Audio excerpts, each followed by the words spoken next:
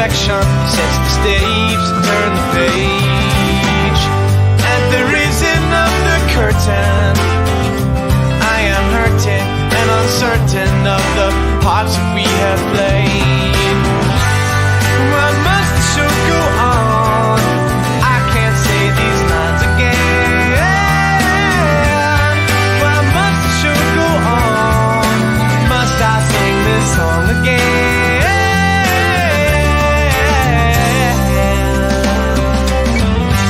Fading out of the close-up, everybody's reeling, no concealing. Your beauty is seed stealing. Violins are singing, sunset's waiting, radiating. Your entrance is breathtaking. Why must the show go on? I can't say these lines again. Why must the show go on? Must I sing this song again?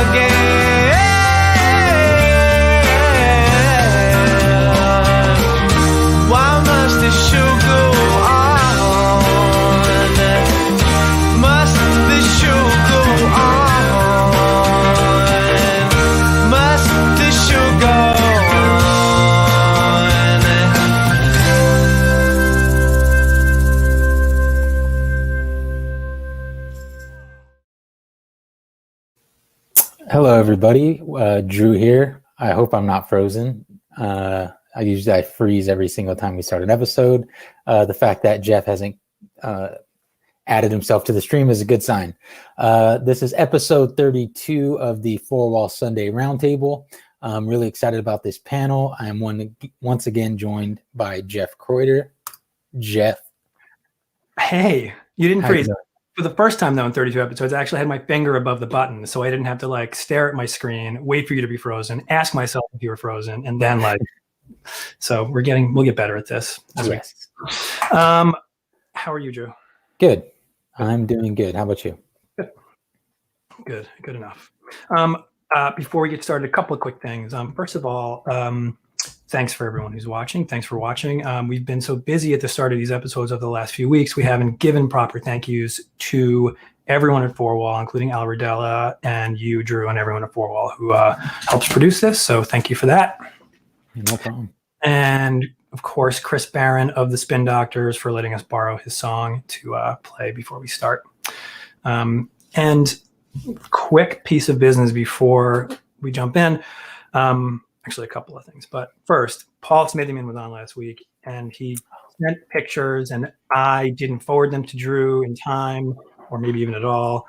So I promised him, and he didn't even, ask us to, but I promised him that we'd show his pictures. So this is a picture of, if you go back, and that's the Lincoln Center, how it's looked since, I think, March 12th. And that is a staircase that he's building out of a tree. Maybe we should bring him back to get some more information about that. And his wood fire stove that he talked about. And I think that's it. Oh, right. Oh, yeah. If you want to rent a tent and put it up in his backyard, no, he'll put the tent up. If you want to sleep in a tent in his backyard, go to tenter.com. That is tenter.com. Okay. Oh, I'm sure you're not watching, but if you are, I told you I'd do it.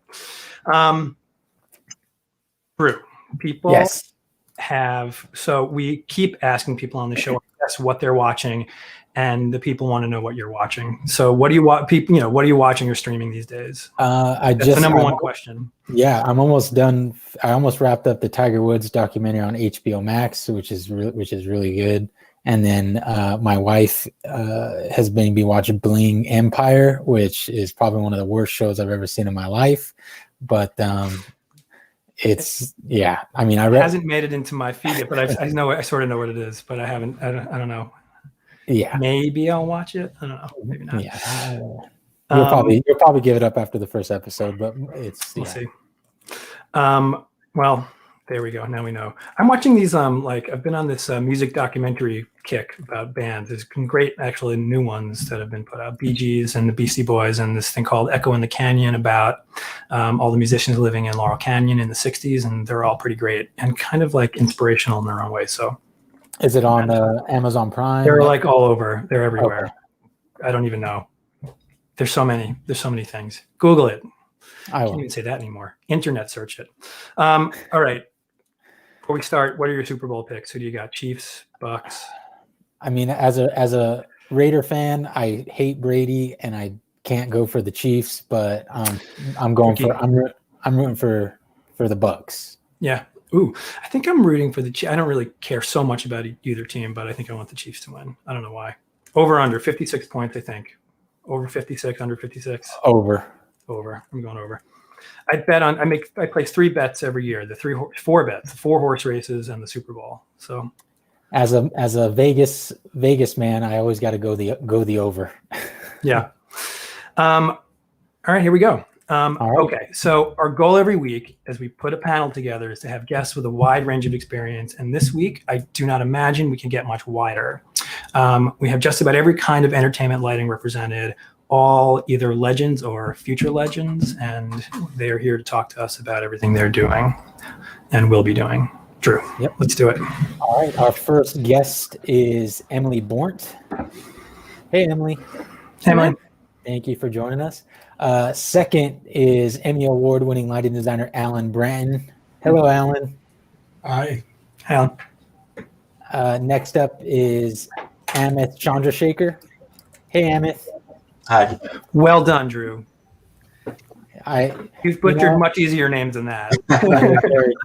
And also, what you can do is I Googled your name and I saw a video of you on Twitter, like introducing yourself. So I just watched that like 50 times and I was like, oh, it's him saying his name. I can't mess it up.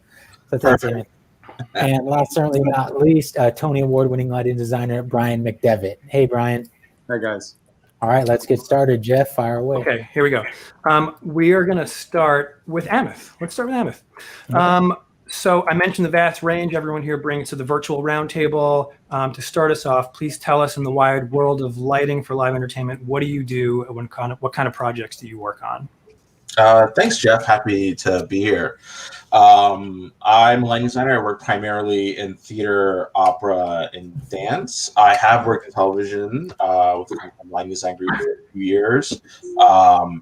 And lately, I've been doing some virtual work, which has been interesting and exciting to sort of dive into that world. It's kind of a nice blend of what my sort of the theater and broadcast television lighting one is. And I've been also doing a lot of new work, which I'm enjoying. Cool. I'm glad you didn't say Zoom theater. Those 2 words should never be put together. Emily, how about you? Yeah. Well, in recent years, I have done mostly special events television. Concerts, award shows, comedy, events in front of an audience and on television. I started doing concert work many years ago.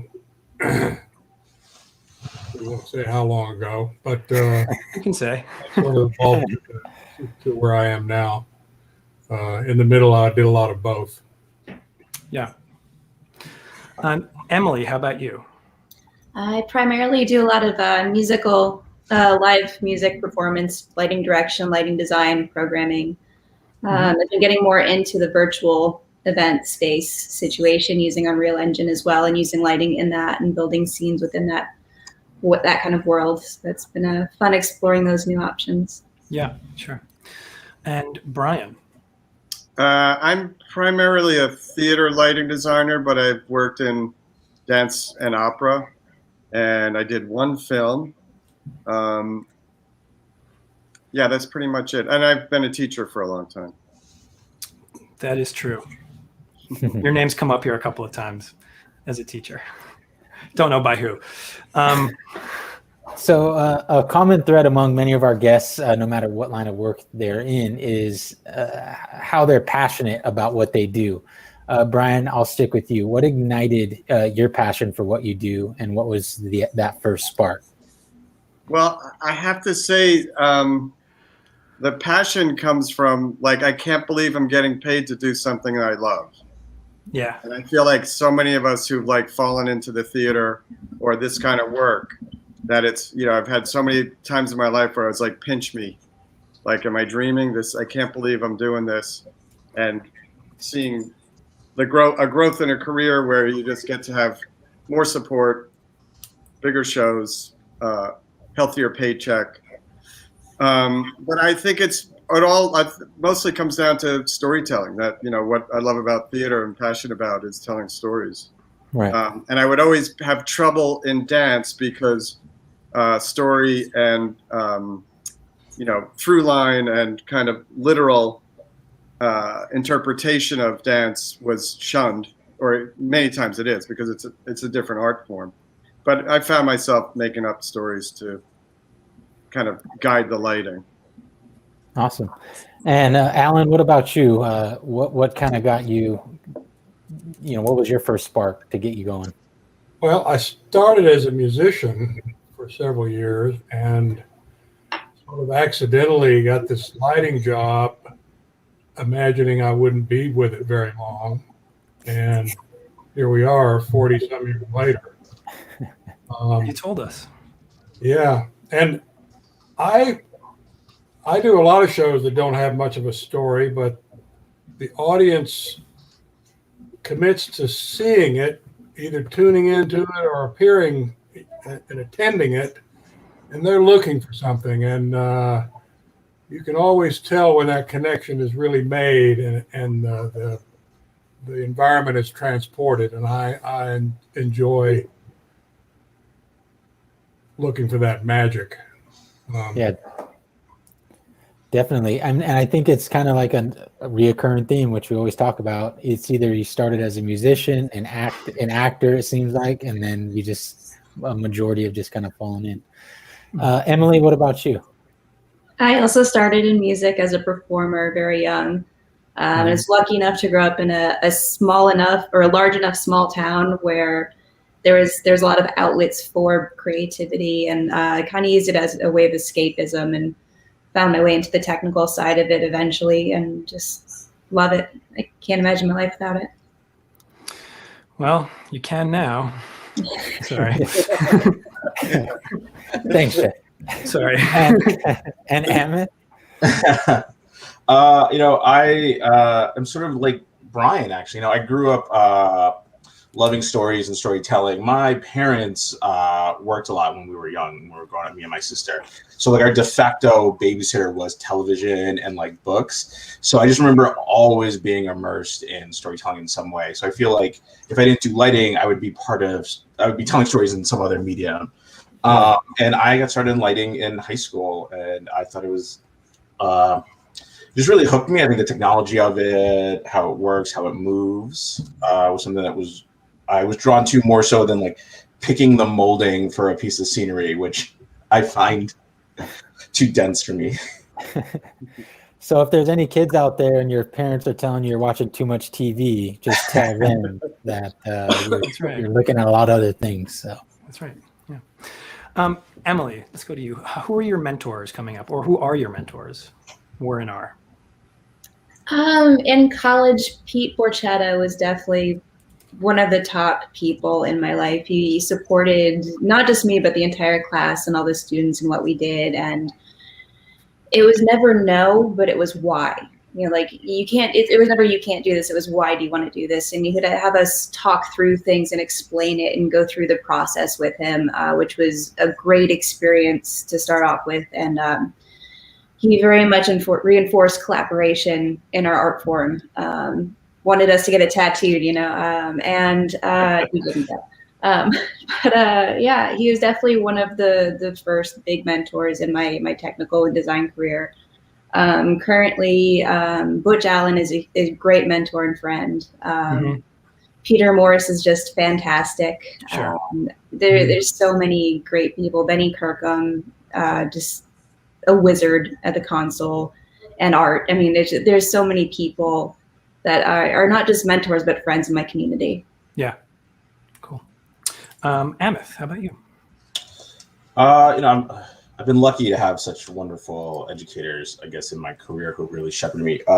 Mitch Dana, when I was at Rutgers, Robert Rosell, ML Geiger, Alan Lee Hughes, and Susan Hilferty when I was in grad school at NYU. And then two people that Dennis Size and Neil Galen, who are two lighting designers with the lighting design group. When I worked with them, really taught me how to look at light in a very different way. Cool. Yeah. And Brian. Well, I think Jeff and I might share the same person. Bill Mincer, who was teaching at Purchase, was a great mentor, and I think he taught us how to translate feelings and emotions into light and into stories, and was very strong on convincing us that we needed a strong point of view going into a project to express and to be able to defend our work and to be accountable for our choices. So I think that was a big thing. My mentor now is Jen Schriever, who used to be my student, but it was like Grasshopper has become master. She is a person. She's kind of my go-to when I'm in trouble. When you're in trouble, Jen, if you're watching, she used to work for you too, right? She was your student and your assistant. Yeah. And then the tables turned. So, are you assisting her on her next Broadway show? No. Alan, how about you? Who are your mentors? Well, let's see. I would give credit to my father to start. He was an architect and builder, and I grew up watching this man manage projects on a budget and on a deadline, which became really valuable for me later on. With many of these special events that we do, we don't have a lot of time, and yet our ambition remains as high as ever. And when I first went freelance, the first job I had was with a guy named Joe Gannon, who was one of the co-creators of the Alice Cooper character. And so this is a long time ago, of course. And he's the first person I was around who spoke to me about lighting theatrically and not technically. That was really a mind blower. And then as I got into television, I worked several times with a British director called David Mallet, and he was pretty severely hard on me about lighting the show that he was directing as opposed to the one that I saw. And in television, that's fundamental. Yeah, I think it's fundamental all around. Better for it. Now it comes naturally. Yeah. Alan, what was the first show you designed professionally? By myself. Yes. Or not. Yes, by yourself. Well, You can lie to us. depends on your definition. Probably the second Diana Ross. I did the first one with Gannon, and then when he wasn't there anymore, and we went to another version of her show. I worked for her many years. That was probably my first. Yeah.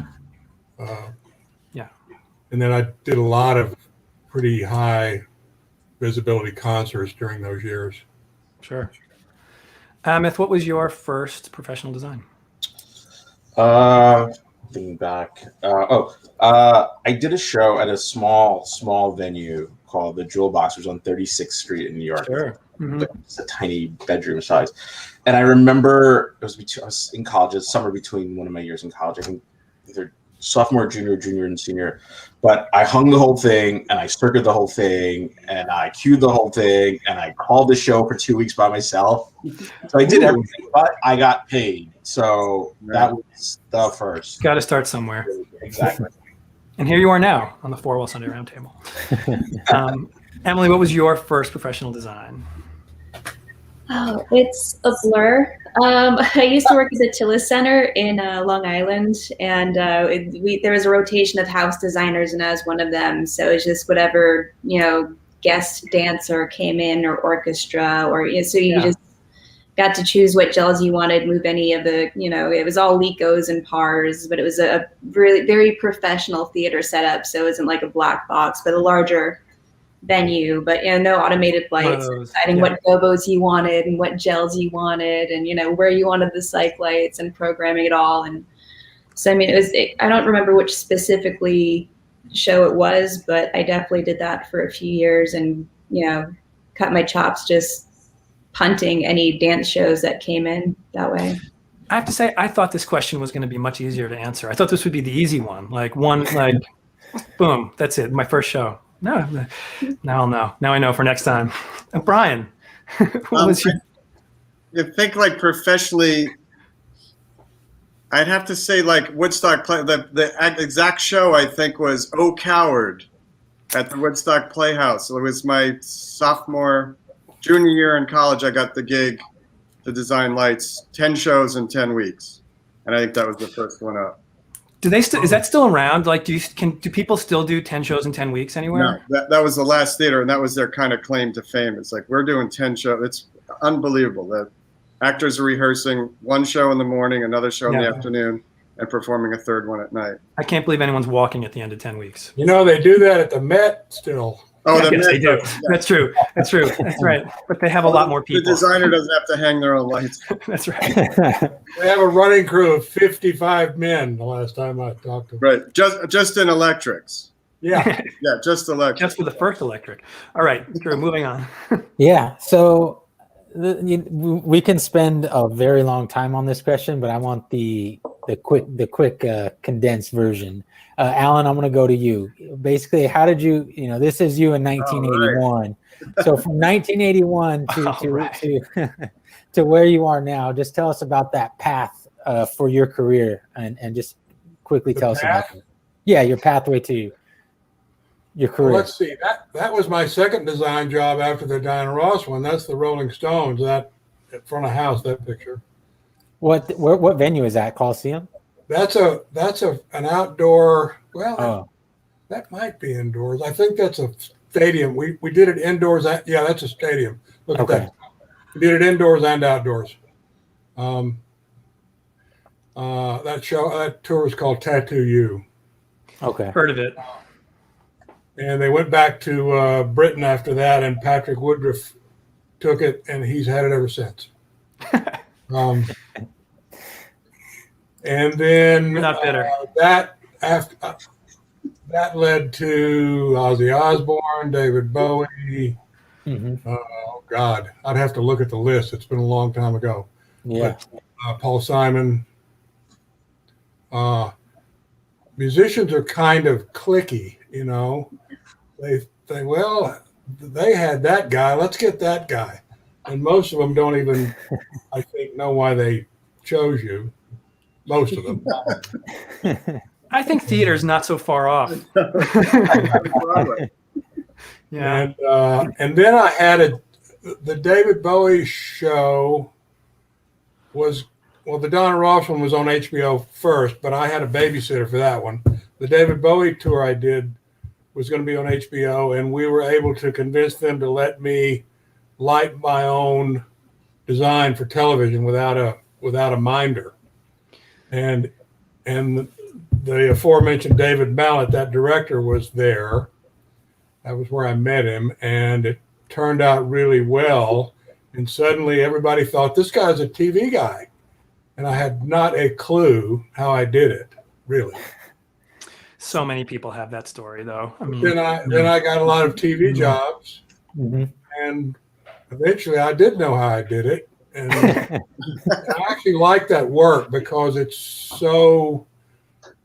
requires so much rigor, and it's so unforgiving, and it's far less subjective than stage, or at least it has this scientific shell wrapped around it and all these rules you have to follow, or you can't see it. And so, probably been doing almost exclusively television for a long time. Cool. Awesome. Thanks, Alan. And Emily, tell us about your career path. I started in wardrobe back in high school. I was really good at sewing. I actually went to FIT for fashion design before I went on to study theater. Cool. Yeah, I went into college for theater, and I was like, well, I already know wardrobe. I'm good at wardrobe. I want to learn more. I want to be more marketable. Like having a musical background, I wanted to tour. I wanted to be a roadie, and you can't really do as much touring as a wardrobe person, I felt. So let's learn audio and lighting. And so I wanted to do audio as a musician, and I was pushed towards lighting because that was like my strong point. And I was like, no, but I want to do audio. And I fought it for a long time.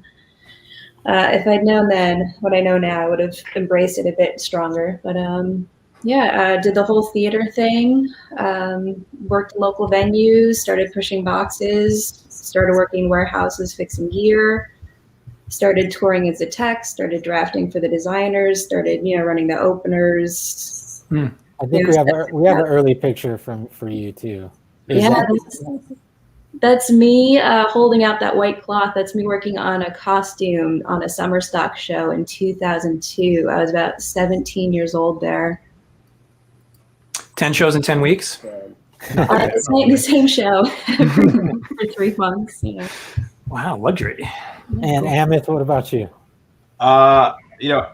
Sort of Alan's description, I don't, similar, I think that I started working, I did that downtown show, and then I think that people started seeing my work, and I kept putting myself out there and hunting for it, and I think that it just sort of slowly picked up and then built up and built up.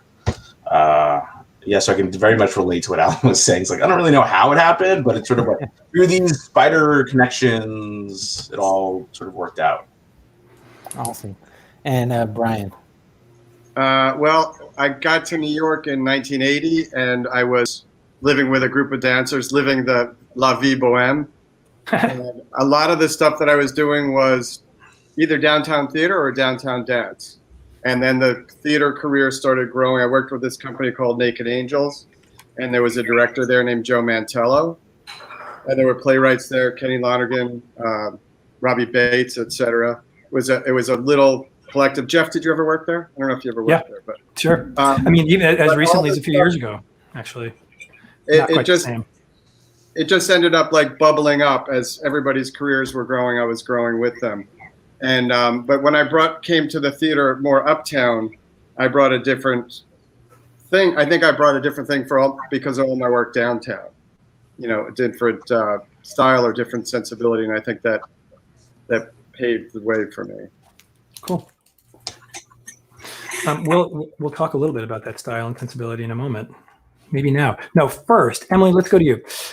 What inspired you, or where and how do you gain inspiration, both specifically for a project, like, project specific, and also generally, a little like micro macro question. Emily. Oh, sorry. It's okay. I blame myself there. I know what I did. Emily. For me, since it's a lot of music, it's how I feel when I listen to the music. Sometimes I picture the movements that I would make if I were dancing. Am I swaying? Am I jumping? Am I jerking? I try to picture how the music feels as a whole. Many times the artists I work with don't give me specific directions. It's just make it look dope. That's like, okay, cool. Well, what's your definition? Yeah. But I do love architectural design magazines. I love the geometry and structure. Like a lot of man-made things are very geometric. Like in nature, things are soft and round and, aren't very square and triangle. They're organic shapes, and man-made things are square and hard. And so I really love kind of emulating that and finding ways to play with that. I love the hard, linear, symmetrical, very architectural feel of lighting. Cool. Brian. It's funny because I would say like a lot of my lighting inspiration comes from nature. And I think I kind of want to ground things in people's experiences. So have always been a study of natural light. Natural light, which includes interior human lighting. But I mean, I always would say to students, like, okay, so you come out of the subway at 42nd Street and you walk 5 blocks to the theater. What color haven't you seen? And what does that color mean? And what is that impact of flashing lights and color? And what does that mean to your story? So I've always enjoyed, trying to emulate nature, especially in of course, a naturalistic setting. But I think, it's the story and trying to find, always looking for the conflict, always looking for the two forces at work in a play that make drama, and trying to identify them probably with a type of light. And looking at, what I always teach and what I studied was streetcar, and thinking about what Stanley's world looks like and what Blanche's work looks like and how they collide. Cool. I will also say, Brian, as someone who's seen so much of your work, there is the natural, but also the architectural, like the light coming through a window and like making a streak of light across the wall. I don't know, maybe people were doing that a lot before you, but you certainly did that. And now I can't do a play anywhere with a wall without somebody saying they need a slash of light across the wall. So I thank you and curse you every time that happens. I try to do a play without a slash of light on the wall. And by the end of tech, guaranteed it's there. So thanks, Brian. Amith, how about you? I guess a similar thing to what Brian was saying, just like observing the world. I stare out of windows, or like you're in a coffee shop and you're just looking and you sort of put together micro stories about what you're seeing, and then or how a story that would inhabit the world as we see it now, and just looking at the natural light or the everyday light and how these things unfold. I was sort of drawn to. Cool. Alan, what inspires you, Alan? Is it me now? Yes. Boy, in television, a lot of our problems are mechanical in nature. You'll get a set design and a camera plot, and you know that you have to do certain things technically just to make the picture. And then the creativity gets sort of pasted on top of that. And if it's a music show, then I am more informed by the lyrics than I am the music itself. Because if there's any story, that's where it is. And if in doubt, I try to put myself in the audience. Why did they tune into this, or why did they buy a ticket to this? What is the connection between them and the people who are on stage? And, why are we here, really? This is an event with a lot of people and a huge amount of money invested. And what sparked that? And if I can sort of hang my hat on that question, whenever I'm in doubt, I can find my way. Yeah. Well, I think at the end of the day, we all do this. Hopefully we do this to convey something to an audience. I think it's hopefully all about the people. I don't know. I think for a lot of our guests, certainly that's the case. For me, it's the case. Amith, we're going to go to you for this next question as I interrupt myself. Okay, so I'm going to qualify this question again. Now, people who've been watching the show understand why that is. So we used to ask about design style and found that it was too broad and too specific at the same time. So sticking with the new version, Amith, please describe your approach to design, or the way you ideally like to work, or your design philosophy, or your style. Go. That's the short version of the question. I know, exactly. You should see the other one. I guess for me, it always comes back to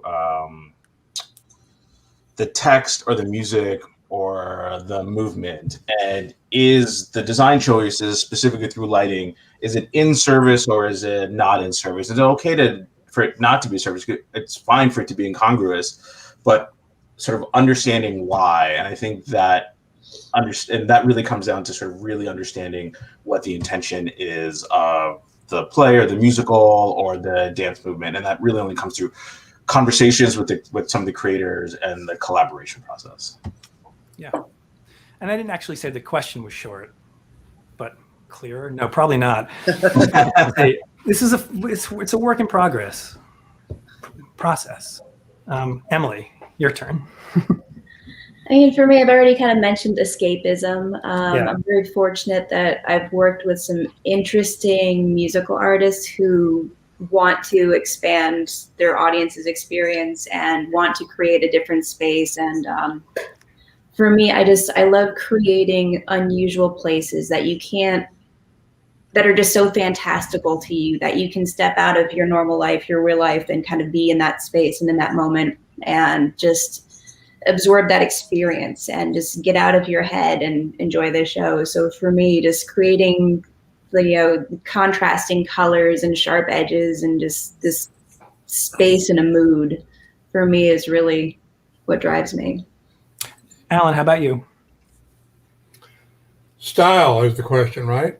Style or approach or any amalgamation of those things. I think I'm, given the work that I do, it's pretty event driven, if Yeah. or driven by the occasion. If you have a small concert with Green Day featured, that's a different problem than a show featuring Tim McGraw and Faith Hill. Sure. Or an award show that's just largely ceremonial that has blocks of business that you just present smoothly and beautifully and so forth. If I had a preference for what the style I like, it's sort of an Edward Hopper, dark, painterly situation where the different elements in the environment are discreetly painted and then mixed. That's sort of my musician coming back. Cool. I think that's actually a good segue to Brian MacDevitt. Well, I was going to say that one of the things that I would, in my work and in my teaching, I would say, I'd rather look at a painting than a photograph and try to find out what it is that the interpretation of it from paint. But I have to say, in terms of style, like my tools are gone. Like literally, all my palette, all my paint, all my brushes, completely gone. I can't get what was my workhorse for all these shows because the gear has changed so much. So that's changed, and so now I'm trying to struggle with LED equipment to try to reproduce what I used to do with incandescent light. I would always use moving lights for scenery and incandescent light on humans. And I mean, and the rain, what you learn with that and how every time you change the dimmer, the color changes and, all that stuff that you finesse and that kind of craft is, I'm reworking it. And it was a real struggle when I did this musical Carousel because it was Santa Claus set and doing old school stuff. Sure. And I wanted to make it painterly, and we eventually got there, but the combination of incandescent and LED was a struggle. The next show I'm doing, it's all LED, which I think is going to be better because you're not going to be comparing this to this in the same picture. So that's a perfect segue to the question. You're reading our minds. Next question. Yes. So thank you. Thanks, Brian. But I'll go to Alan, and since it's kind of in the touring or television kind of field, but what is your thoughts on the growing use of LED sources, and how much have you or do you embrace it? I am not usually an early adopter of equipment. I use a lot of LED now, but I'm not the first person to pick it up, and I'm the last person to use it on humans, to borrow Brian's outlook, because I would have lit television the same way with an incandescent light and or a follow spot, something I really knew and understood and could manage the nuances on the actors, and then just use automated light and the more modern tools on the environment. But I think the LED seems to be getting there. The last couple of times we did a show for budget reasons. We used LED ellipsoidals on a bunch of people, and we got it to look good, and we got it all to match. And in TV, you have a really important partner in the video engineer who will collaborate with you in terms of getting your skin tones where you want them to be, and so on and so forth. And as some of you've probably seen, by the time you get that looking good on camera, it may look awful in the house. And I figure that's kind of just the nature of the beast. Now, having said that, most of my shows look really good in the house too. But if you have to choose, it's just math. Millions of people out there versus, 1,500 in the venue. Emily, what's your take on LEDs? I definitely agree with everyone here about how when lighting a person naturally, you just cannot be incandescent. It's just so natural and soft and very hard to match with LED. In the world of concert touring and music lighting, I absolutely love LED.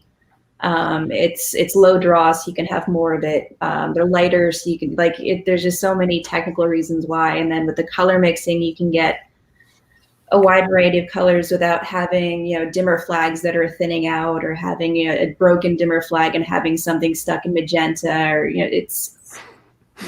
I love the flexibility of color mixing and matching. Sure. You also always magenta flags, and yeah.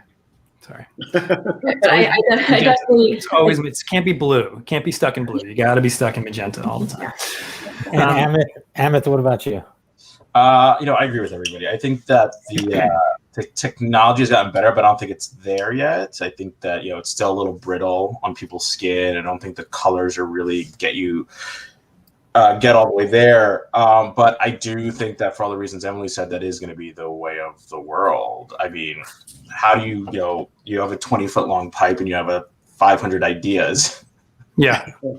And also a set designer that gives you no space. So, And the cost of it, the color, you can wear it down in the same way. So I don't think we're going away from it by any means. It has gotten better over the past few years, but like everyone said, it's still very brittle. It doesn't really get there when it hits people's skin. I've seen it. It's better. And if you're lucky to have a great programmer who knows how to mix color on a luster, then you're in better shape, because they can do it, and they do it all the time, every day of their lives. So I've seen it. Brian, do you want to add anything to that? Yeah, just that I was always pissed off that even with the beginning of moving lights, I was pissed off that the gear was dictating what the show looked like. Yeah, because there were you could get a great lavender, a great magenta, and a great blue, like the early Vari-Light days. And it was like, if you wanted anything else, if I didn't want something, I would quote unquote break it. Like if it was a show, I was like, don't show that to the director, because it's going to be the punchiest, brightest thing that's on stage. Please don't show him the magenta. Break the magenta. Right. Or, that kind of thing. It's like, can you get an amber? It's like, no, you can't. You can't get a nice flame. You can't get a nice, No. So it's getting better, and I think I'm interested. I'm going to do Music Man coming up next season, and it's all LED. So I think by not pairing an LED, putting a LED lamp next to a Revolution, then I don't think I'm going to have the same trouble, because I hope that everything's you're not going to see it compared to, you know? It's funny. Do you remember back in the day when the Source 4 replaced the 360Q? I mean, it wasn't quite the same pushback, but there was a lot of lighting's never going to be the same again. Yeah. That's a much smaller jump than what we have. It is a much smaller jump, but LED's getting better and better. I don't know. It still was a heat lamp. And, the other thing is I'd be driving around in a Prius and going I can't believe these SUVs on the road. Then I'd go to Lincoln Center and I had a psych with bounce light with 300,000 bars just to light the bounce. And I looked up and I was like, I should hang 4 Humvees up there and shut up about that. That's right. True. Yeah. Well, we're going to talk a little more about collaboration. Alan, you had mentioned that the video engineer, you seem to that's like your number one who you collaborate with when you go to a show or when you're on a job. Is that who your closest collaborator is on a project? And the programmers. Okay.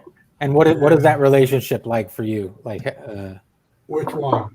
The relationship with the video engineer and the programmers. Well, like, tell us about that. I work with, after all these years, I still work with about 5 or 6 guys. Mm-hmm.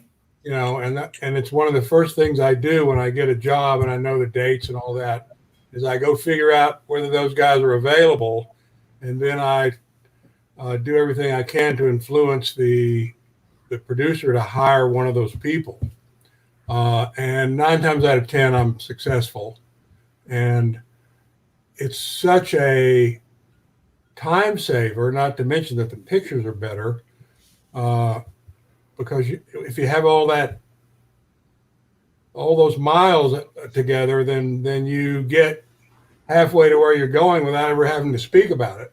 Mm-hmm. Because they know what you like, you know what they expect, and they'll have digital cue files for the last half dozen times they've worked for you, Mm-hmm.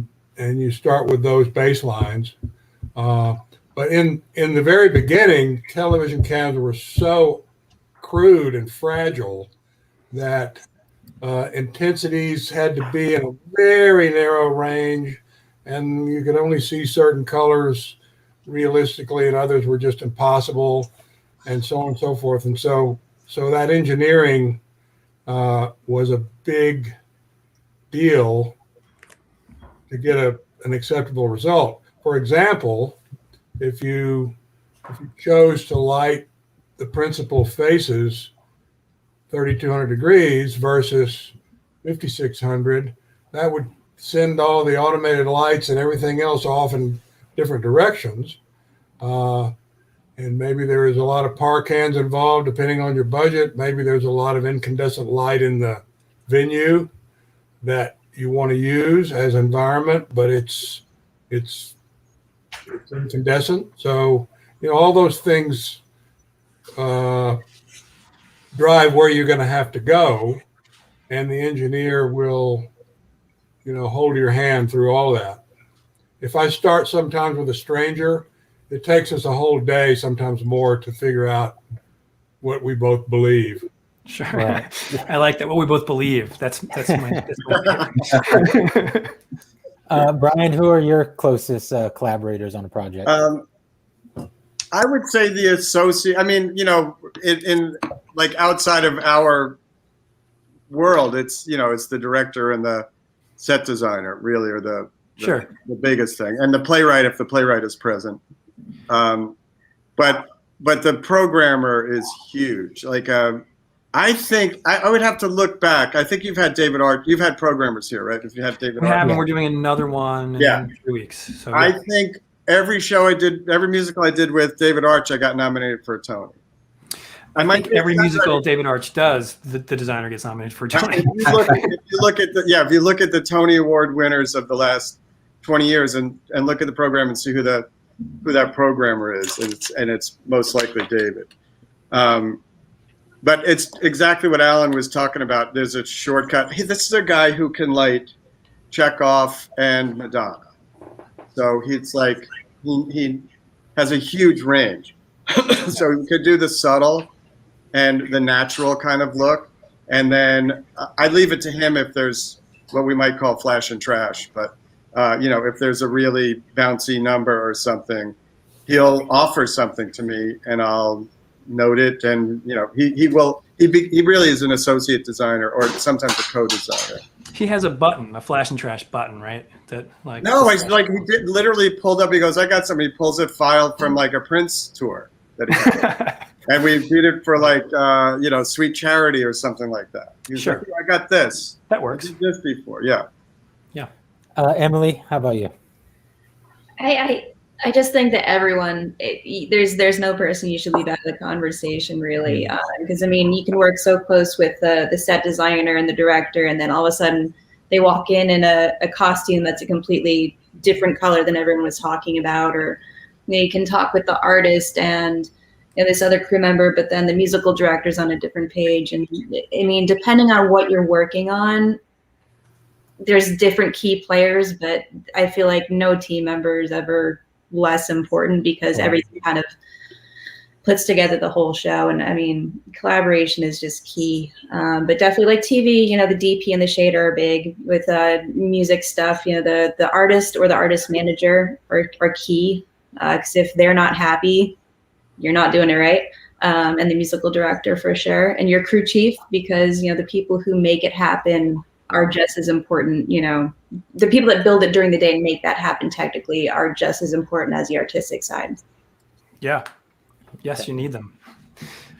We've answered that a lot on this. Sorry, go ahead, Amith. Yeah. No. Yeah, outside of the director and the set designer who helps sort of figure out sort of the larger thing, I think, my assistants and associates and programmers, very much so, you're really a right arm. But also I like, sound designers. I think that they are, for what I do in the life in theater specifically, there's so much of trying to work a moment together and making sure that everything is in sync and lands at the same time. So you've got to get to like a really good place with that person. And they're both understanding what each other is trying to do so that you can work quickly and together so that it all hits correctly. Well, I will say 32 episodes in, 70 guests. That's the first time anybody's ever shut out the sound. I think that's true. Yeah, that's true. But you're absolutely right. I mean, if I usually blame them for whatever problems I'm having. I usually have to look to my left and like, what are we doing? Yeah. We did have a guest say that they're often blamed, as the lighting designer, often blamed for bad sound, but that's a different thing. Yeah. I think like he has a sign, right? He has a sign that said sounds over there. Yeah. If it's not funny, it's your fault. Yeah, that's right. Yeah. Amith, let's stick with you. How do you develop these relationships? I mean, even like director, like generally speaking, without going through each one in particular, individually, how do you develop that relationship with director or set designer or even assistants?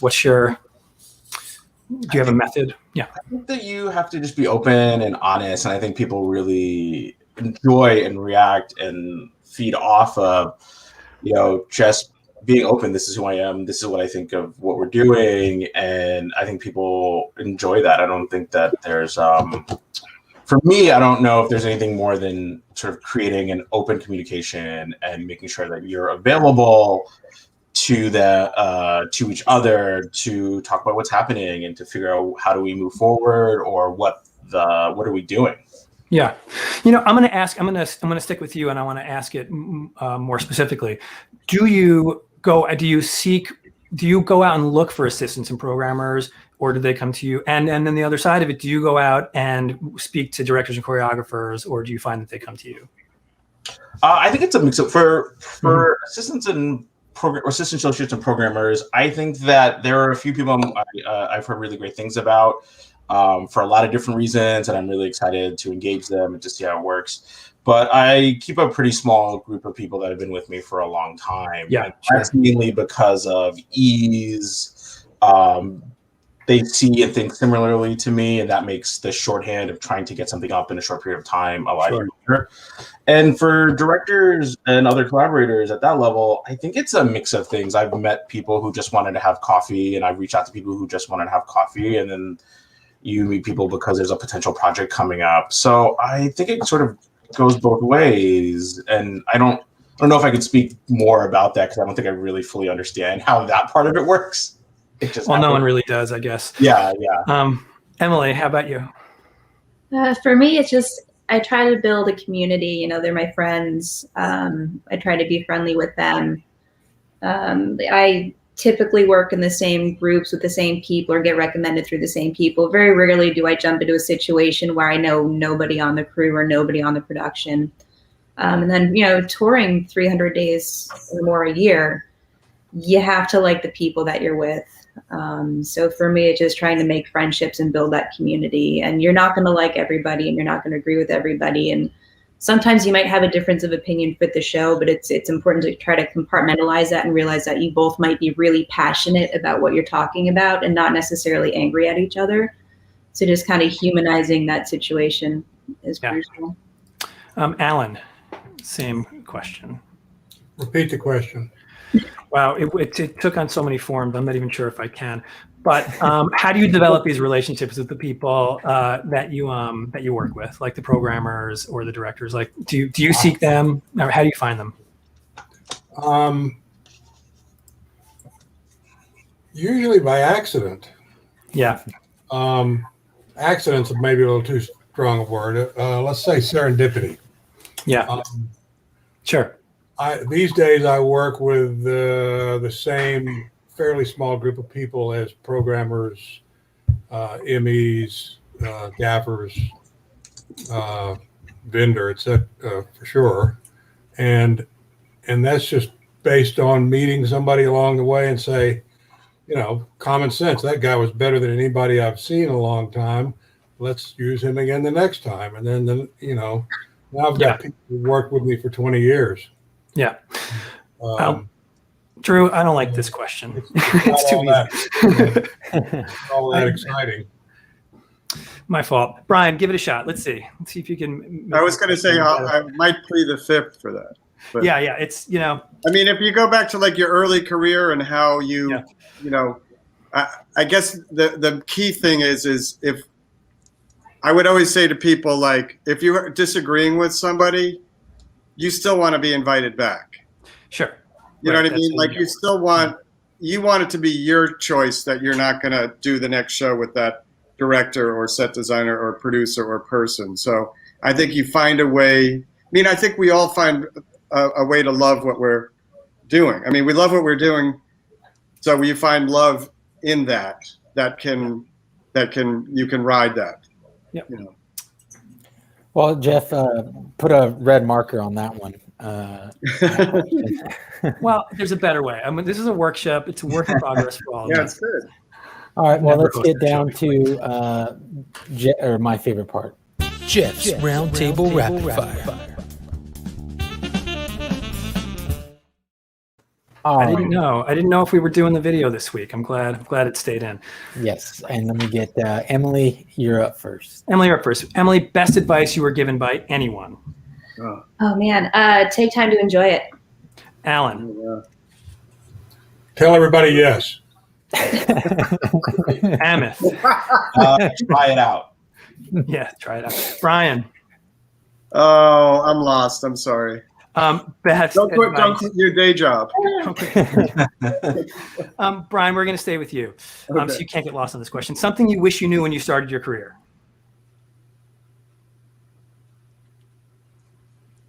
Don't know, honestly. You knew everything. Amith, what can come back to you? Relationships are key. Alan. Pass. Emily. Don't stop learning. I'm not taking that question out. There have been some good answers to that one. Don't stop learning. Sorry. Don't stop learning. Or it could be the same answer. Just say yes. Emily, staying with you. Favorite tech table snack while you're working? What do you want to eat while you're at a console? Trail mix. Alan. Apple. Amith.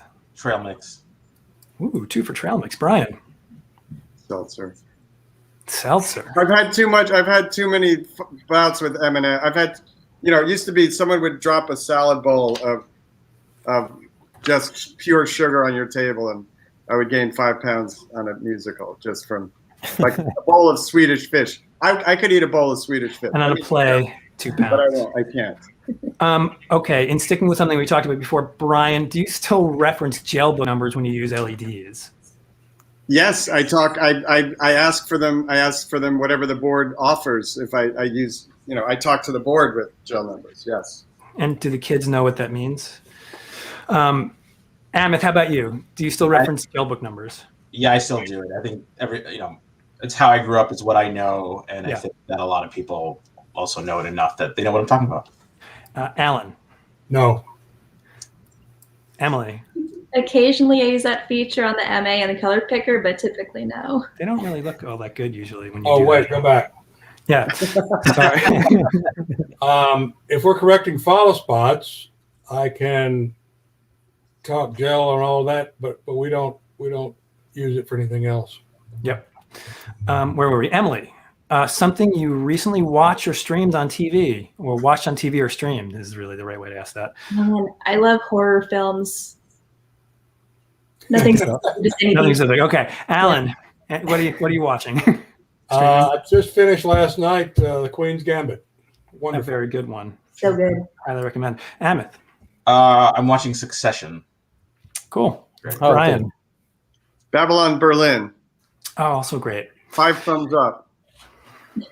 Do you say 5 thumbs up or high thumbs up? 5 thumbs up. Brian, sticking with you. Least favorite thing you have to do as part of your job?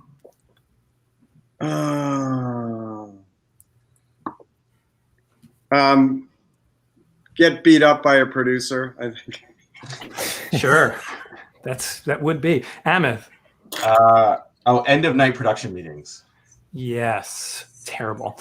Alan. Get up early. Also terrible. Emily. Language barrier with spot operators. Oh yeah. Ew. So many stories. Emily, favorite part of the process for you?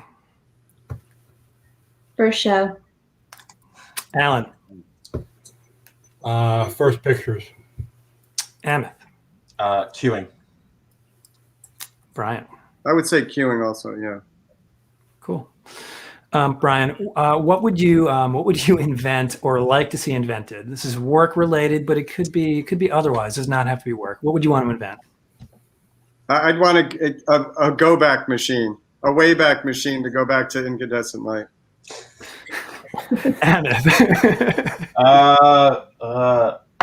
Teleportation. Sometimes those early morning trains or planes. They're I know. brutal in the middle of the season. Star Trek. Alan. What would I like to see invented? I like teleportation too, because I have to fly all over the place. Emily.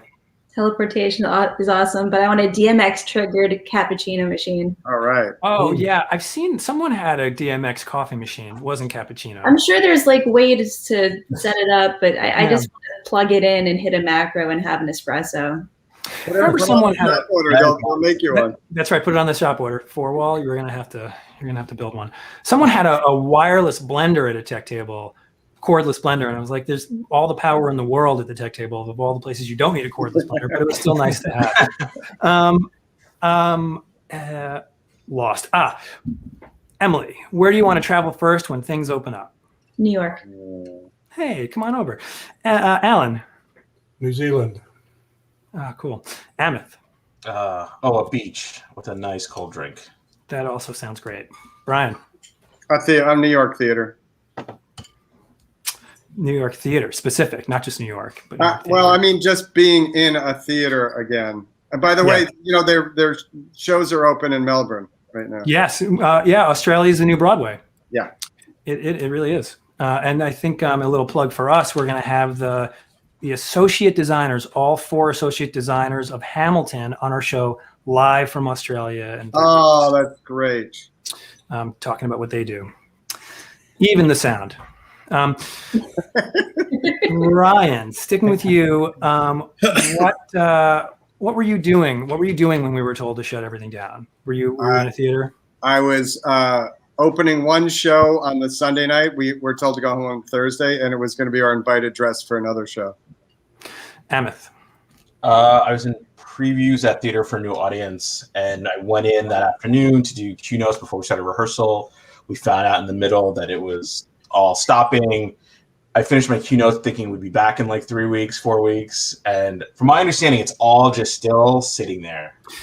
Same with me. My script's open, my pen's there. I just figured out how to light the show. It was like one of those at that moment. I was like, oh, I finally get this. And now, Emily, how about you? Alan. Sorry, Alan. Alan, how about you? I was prepping the Rock and Roll Hall of Fame induction. Wow. Emily. I was programming Doja Cat's tour and getting ready to hand off another tour to a different LD. And here we are. All right. And that there is the close of the rapid fire section, and we're almost to the close of our show. A few more quick things. Emily, we're going to stick with you. How do you see your work and personal life balance changing once we are back, or will it change? Some people, actually not a lot. Some have remarked about how this time off has made them realize they were working too hard before. What is your feeling about that? Will you go full steam ahead once you have the opportunity?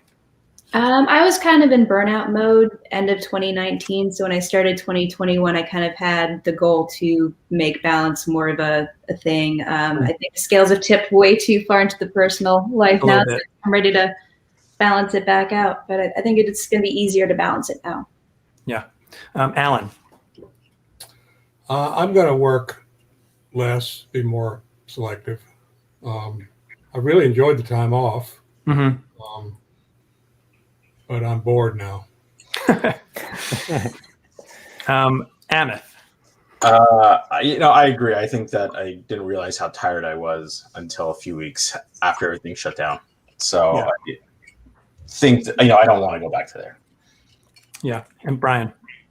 Well, I what do you call it? Enrolled in early retirement with the United Scenic Artists.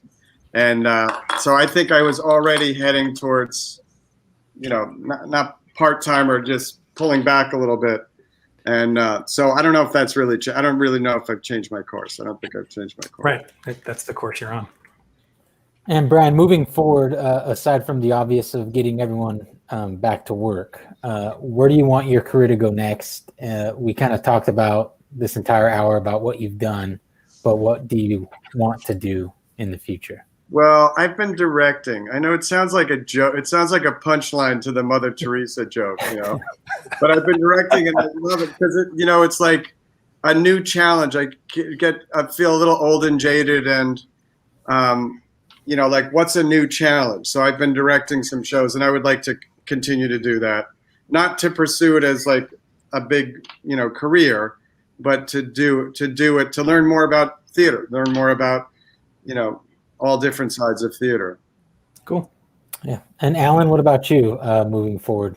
Where do you want? Well, I have an idea, which I need to be kind of vague about that I've always wanted to try. That's a sort of public art project that's about 2 miles by 3 miles large, and I hope to do that before I'm finished. Oh, that's great. Cool. Yeah. Cool. Amith?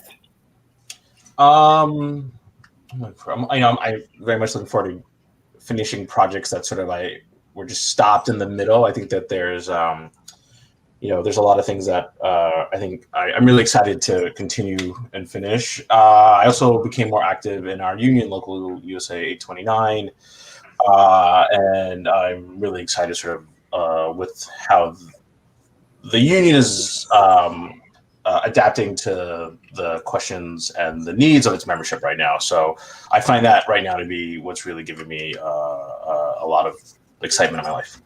And you were just elected, or you new? Yeah, actually, I ended up filling an open seat on the executive board, and it's been great to sort of see how things are working, understand, and I think this is a transformative year for many reasons. What happened over the summer with unrest and the pandemic. I think the union is excitingly situating themselves or moving itself or pushing itself to address these in a really frank and honest and clear way. So yeah, I feel all is really great. Cool. So we've learned that if you're a designer and you want a job, you should send your resumes to Brian because he's going to become a director. And if you have an issue with the union, Amith is your guy. Sorry to interrupt, Drew. Go right ahead. No, Emily. I guess I started 2020 again, like wanting to transition out of touring and into more TV and programming, and something that kind of allows me to have more of a home life and not be in a different time zone every day. Yeah. So that's still kind of the goal. Teleporting. I just wanted to say, did you steal this from the final credits in Spinal Tap? Isn't this what they do in Spinal Tap? Is it? They might. I fancy myself working in a haberdashery. Oh, that's right. I should say I did. I stole this from Spinal Tap. That would be so smart. And Harry Shears is like, I'd like to work with children while he's puffing. That's right. I was just talking about watching that again. Kate and I were just recently talking about watching Spinal Tap again. Okay, tomorrow. Not tomorrow, soon. All right, we're almost there. Emily, sticking with you here. Work aside, what have you been up to during the pandemic? I mean, hobbies, cooking, anything you did new, anything you haven't done before? I did a few months of mutual aid and volunteer work towards the beginning of the pandemic. Moving further into it, when the gigs would pop up and I like trying to do full-time work, I'm trying to minimize contact with people who are at risk. So I can't really do as much volunteer work in person. Sure.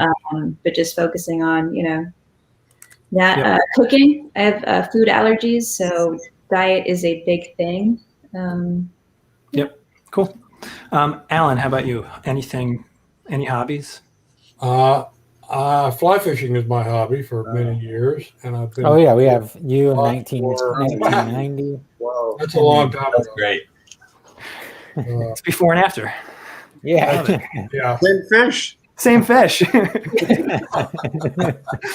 a different river. It's probably not the same fish. Actually, one of them that's New Zealand. One of them North Island. One of them South Island. Oh wow. Oh wow. Cool. But I was a redhead once upon a time, as you can see.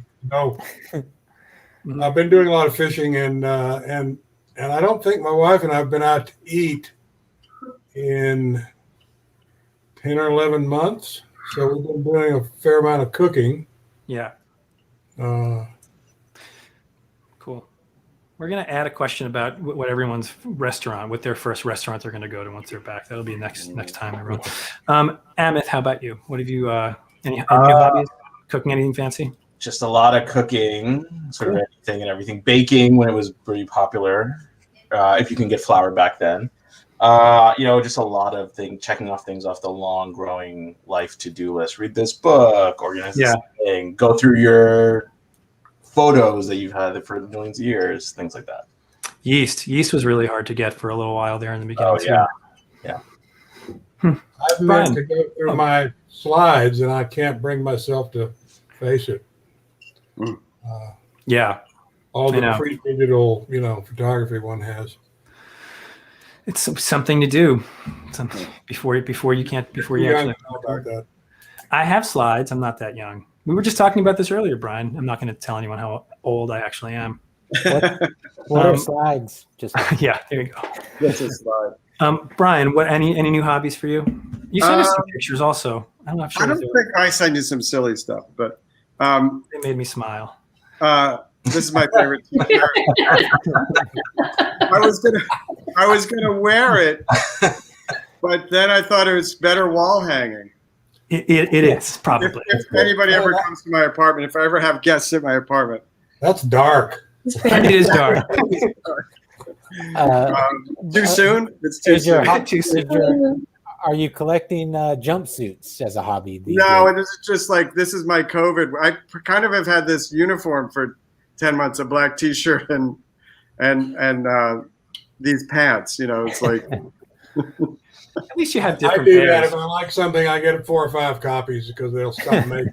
Yeah. I can't. When I walk in the house wearing a pair of jeans, and as soon as I sit down, I'm like, I got to get these off. Yeah, they're horrible. Some don't need pants these days either. That's right. You could just dress from the top up. Yeah. No one I won't stand up. I won't stand up. No one knows what's going on in Drew's house. I did have a kick-ass garden this summer, and I planted a lot of ghost peppers, which when they first were coming up and they were green, I was like, it's not too spicy. And then it got to the point where I couldn't walk near them. Wow. They were emitting. You couldn't touch them. If you touched them, you had to run in and wash your hands. Because even if it got into your fingernails, I see the jarred. We had some tomato plants this year, and we got a puppy. Oh, nice. Yeah, she's. I should have sent you a picture. She's 8 months old. If you send that picture, we'll put it up next time we're on, which is not next week. Everyone taking Super Bowl off. Hey, Super Bowl. Does anybody want to choose a Super Bowl pick? Is anyone out here between the Tampa Bucks? I'm going to go. I think I said to you before, I'm going to go with Bud Light. Bud Light. So Brian's going Bud Light. All the good things like Incandescent Light, they ruined the Bud Bowl. That's right. Stopped doing the Bud Light. As I was saying to Jeff earlier, as a lifelong Giants fan, I can't root for Tom Brady, so the Chiefs all the way. Anyone else want to take a stab? I'm with Amith. The same Chiefs. for same reasons too. Over under 56. Over, right? Okay. Yeah. All right, here we are. One last question. Alan, what advice would you have for young people who want to do what you do?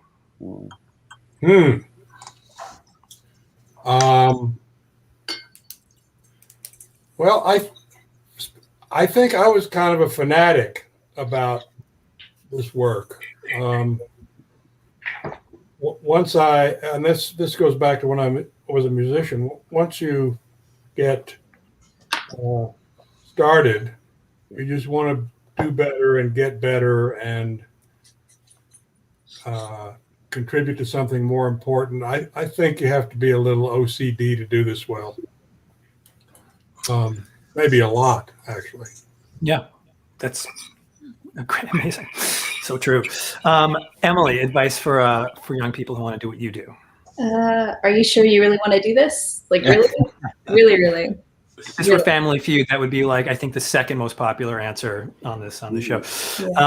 Amith, advice for young people. I would say, experience everything else that is not lighting or theater or performance. Yeah. Nobody writes, I tell my students, I teach a pace that nobody writes plays about being a lighting designer. So, Yet. There we go. Well, Brian might, write and direct one soon. So. Isn't there like Box House the musical or something like Box Office the musical? That sounds great, though. How about Wardrobe the musical? Wardrobe musical. Brian, what advice do you have for young? I think I would, with the same advice I would have given all along, is follow your bliss. And I just think, like, I would say to my kids, like, if you can be doing what you love and being able to survive, then you're like the luckiest person in the world, Yep. Well said. Here. Great way to stop. Before we sign off, does anyone on our panel have anything they'd like to add, retract, or clarify? Here's your chance to take it all back. So, Well, I would say that back when I was ranting about the video engineers, Yeah. I definitely would count the programmers as equally important. I've had some amazingly gifted programmers in my life, and I'm sort of with Brian. When you really do something well, the programmer is the secret weapon. He sees what you see and more. Yeah. Well, that's why I asked that question. Anyone else want to clarify? All right, going once, going twice. Drew? yes. Well, thank you again, panel, for coming on. We really appreciate it. It was a great discussion. We will be off next weekend for the Super Bowl, but we'll be back for a special Valentine's Day. So that should be fun. Brian, Amith, Alan, Emily, thank you again so much. It was our pleasure to have you on, and we appreciate you spending the time with us. You guys are great. Thank you so much. We will see you in a couple weeks. Thanks, everybody. Great. All right, peace. Thanks. Thank you. Bye.